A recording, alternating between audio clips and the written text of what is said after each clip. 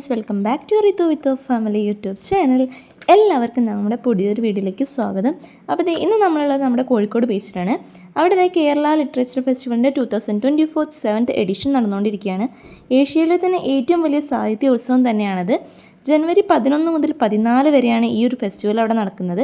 നമ്മുടെ കോഴിക്കോടിൻ്റെ മണ്ണിൽ ഒരിക്കൽ കൂടി ഈ ഒരു ഫെസ്റ്റ് കാണാൻ പറ്റിയതിൽ ഭയങ്കര സന്തോഷമുണ്ട്. ലോകത്തെമ്പാടുള്ള എഴുത്തുകാരും പ്രതിനിധികളും വായനയെ ഇഷ്ടപ്പെടുന്നവരും പങ്കെടുക്കുന്ന ഒരു വലിയ ഫെസ്റ്റ് കൂടിയാണത്. KLFിൻ്റെ 7ാമത് എഡിഷനാണ് ഇപ്പം നടന്നുകൊണ്ടിരിക്കുന്നതെന്ന് പറഞ്ഞു. യുനെസ്കോയുടെ സിറ്റി ഓഫ് ലിറ്ററേച്ചർ നമ്മുടെ കോഴിക്കോടിന് ആ ടാഗ് കിട്ടിയതിന് ശേഷം നടക്കുന്ന ഫസ്റ്റ് KLF കൂടിയാണെന്നുള്ള പ്രത്യേകത കൂടി ഇതിനുണ്ട്.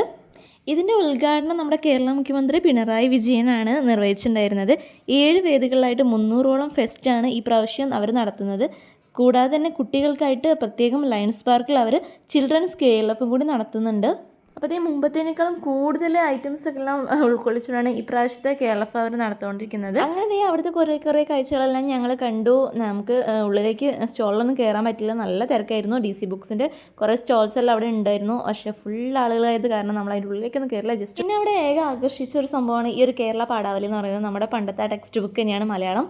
അപ്പം നമ്മുടെ പഴയകാല ഓർമ്മകൾ ഒരിക്കൽ കൂടി നമുക്ക് തട്ടി ഉണർത്താനും കൂടി ഉള്ളതാണത്. അതിന് 3392 പേജിലുള്ളൊരു ബുക്ക് കൂടിയാണ് നമ്മുടെ DC ബുക്സിൻ്റെ തന്നെയാണ്.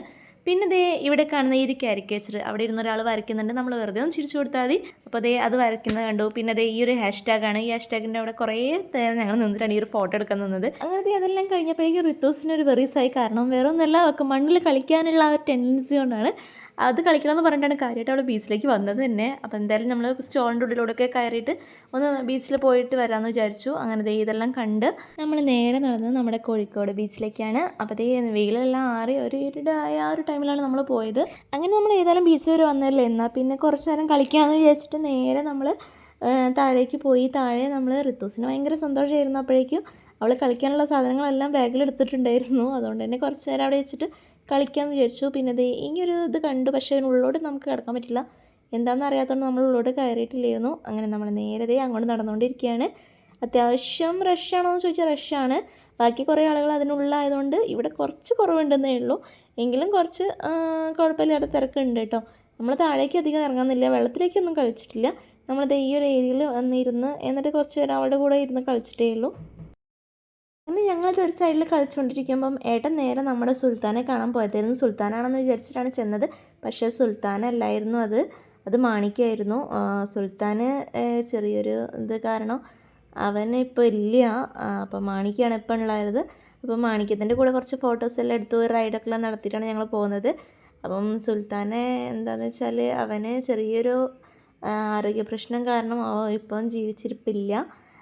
എന്തായാലും ഇപ്പം അവരുടെ കൂടെ മാണിക്കാനുള്ളത്. അപ്പം കഴിഞ്ഞ പ്രാവശ്യമൊക്കെ ഏട്ടൻ പോയപ്പോൾ അവൻ്റെ സുൽത്താൻ്റെ കൂടെ ഫോട്ടോസ് എല്ലാം എടുത്തിട്ടുണ്ടായിരുന്നു.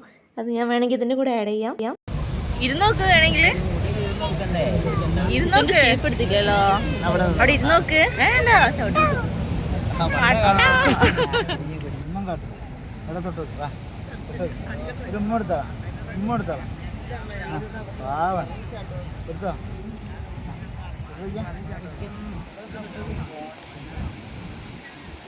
കിടന്നു.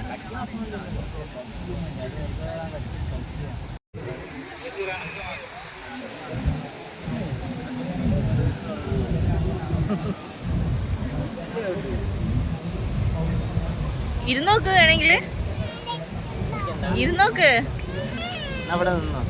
വേണ്ട ചവിട്ട് കിട്ടും.